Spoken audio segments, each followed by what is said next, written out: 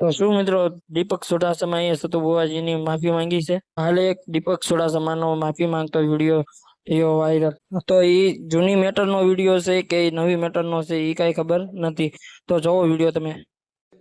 તો હું આજે એનું એક સોખવટ કરવા આવ્યો છું કે હું નથી માળવાળી માં મેલડી માનો વિરોધ કરતો, નથી સતુભાઈ જે ભુવા છે એનો વિરોધ કરતો, નથી હું કોઈ ધર્મનો વિરોધ કરતો કે જ્યાં માળવાળા મેલડીમાં જ્યાં પ્રસન્ન થયા છે, જ્યાં બિરાજમાન થયા છે એનો મારે કોઈ વિરોધ કરવાનો હું કઈ એવો મોટો માણસ નથી કે મારે એનો વિરોધ કરવો પડે, કે હું એવો કોઈ સંસ્થા ચલાવતો નથી કે મારે તેનો વિરોધ કરવો પડે।